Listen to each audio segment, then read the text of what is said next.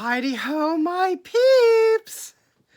I sit here in my recliner. I've been working on an Afghan, a baby Afghan for a friend who's expecting in August. So I thought now would be a good time to slap a mask on my face and give you my Everlywell vitamin D and C reactive protein test results. Let's see, what am I looking for? I'm looking for something over here. Hang on. Oops. That's not going to work, is it? What am I looking for? I wanted to give you my test results, and was there something I was going to show you? I don't know. I can't remember. Anyhow, so the whole Everlywell experience was really good. Like you saw in my last video about it, they just take you by the hand, they lead you right through all the steps, and then once they, you have to register on their website, and then once they receive your kit, they send you an email, they say they've received it, then a few days later they tell you about how long you can wait to expect your results.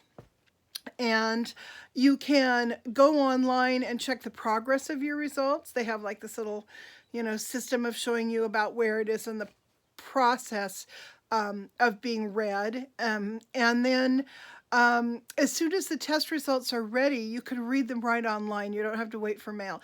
It's really a great system. So if any of you guys have ever thought about doing home testing for well, they do food sensitivity, they do, which I've heard you really need to research food sensitivity home testing. There's something controversial about it, but they also do stuff like metabolic testing. They test for hormone levels if you're postmenopausal. They do, a number of different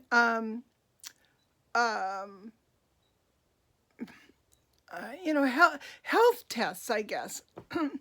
And of course, I was most interested in the vitamin D test because I never go outside.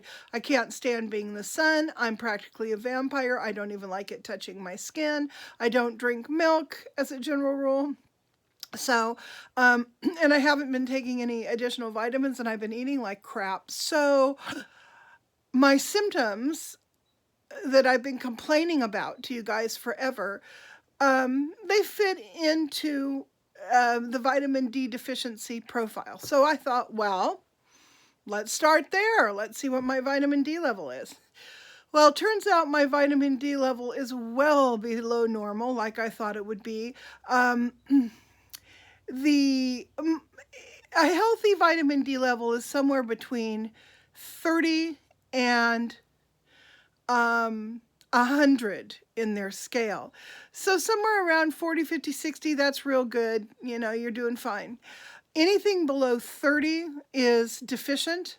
My levels came in at 10. So that's very low. And it could understandably be causing or exacerbating maybe some of my symptoms. So, I'm now on a 6,000 unit vitamin D supplementation, which probably isn't enough to bring my levels up quickly.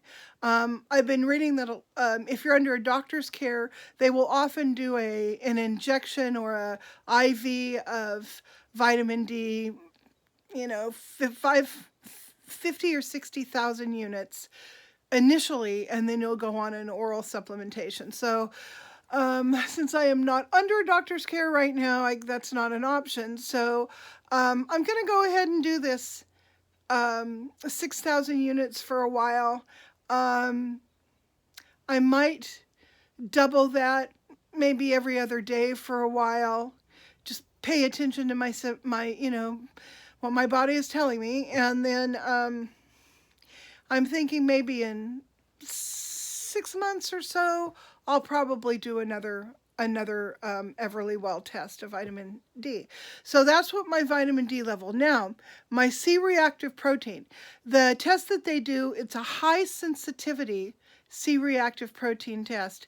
And what that specifically looks at is your at least from what I can gather, is your possibility of heart disease, your chances of developing heart disease or having it. And the on the little scale that they showed us, it was 1, 2, 3, and above. Mine came in at 3.7. Now, and without knowing what the full scale is, it's hard to know how bad that is. But in reading through blogs about having people who've had this test done, people have had their high sensitivity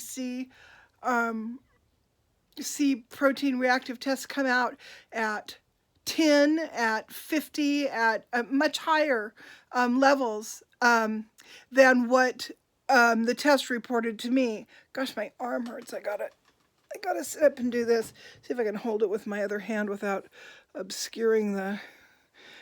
Yeah, shake my hand. Owie, owie. Okay, so anyway, I look like a big green egg. So, shake the blood back into my arm. All right. So, without knowing more about the test, it's hard to say. 3.7 could be scary, or it could be just slightly elevated. I don't know. So, I would need to know like the full range from the Everlywell testing, and I am going to email them and ask them that question.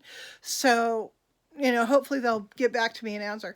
So anyhow, I was in the elevated range, but I have a feeling it wasn't that elevated.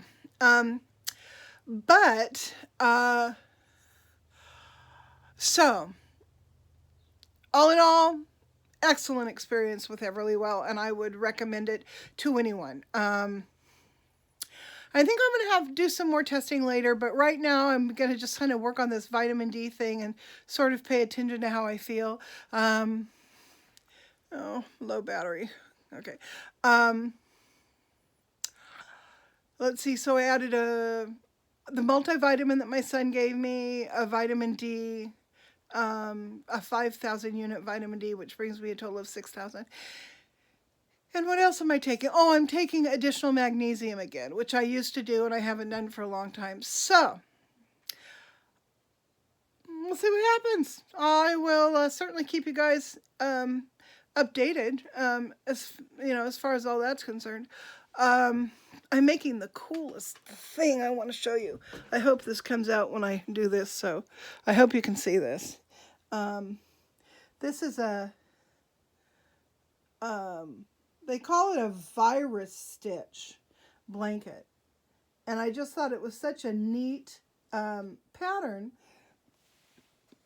particularly for the that kind of ombre yarn that you can buy at everywhere now. Walmart had it for some really great pricing. It's that, I think it's called Cakes, or the Karen company makes it, and a couple other companies make it, but it's that big chunky cake of yarn that has some variegated colors, but they're very long.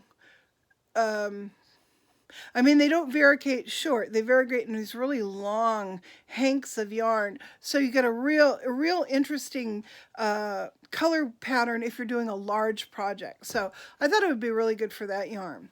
So that's what I'm doing today. I just wanted to come on and say hi. Yes, I am feeling pretty good today. Pretty energetic. My body hurts, but it doesn't hurt as bad as it has been. Oh, and that's the other thing I've been doing. I've been taking their curcumin capsules that a friend suggested to me, and I'm taking 2 of those a day, and I think they're 500 milligram. One is the suggested dosage. I've been taking 2. I'm going to take 2 a day for a little while, and then, go down to 1 a day. So, there you go. You got to keep up the good fight. I'll talk to you guys later. Bye.